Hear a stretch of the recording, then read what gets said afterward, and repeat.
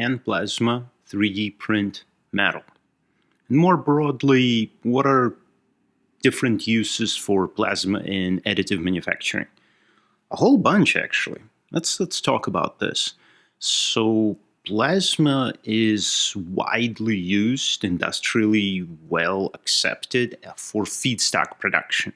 So you use thermal plasma to feed metal, wire, or otherwise, and melt and atomize molten metal, making really small droplets. You can control atmosphere to reduce oxygen content of the molten metal. You can actually mix different wires into plasma, making all sorts of alloys right there. And you can do it as you're printing, which is kind of cool.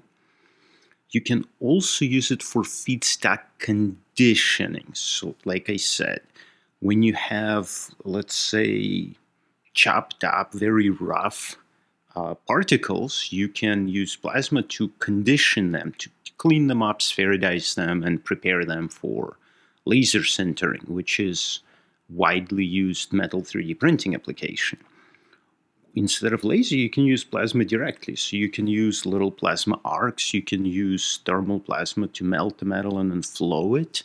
Many ways you can use plasma as a 3D printer instead of laser. You can also use different kinds of plasma to activate the surface, to modify the surface, to prepare the surface for printing, treat layers in between the layers during printing, and you can use plasma for post-processing.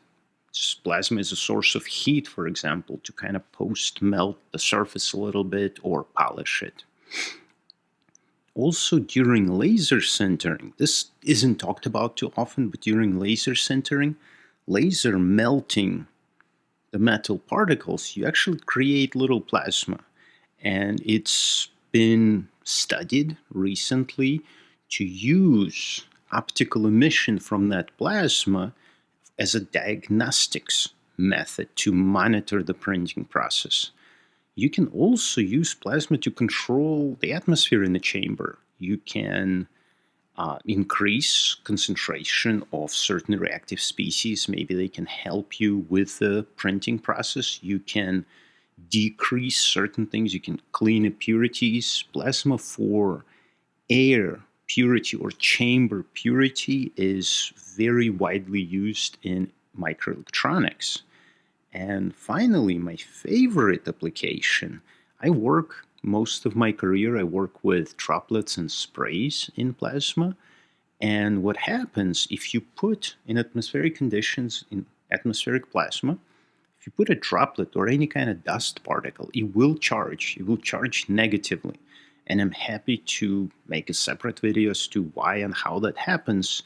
But whatever you will put into atmospheric plasma will quickly gain negative charge. So you can control it with electric field then.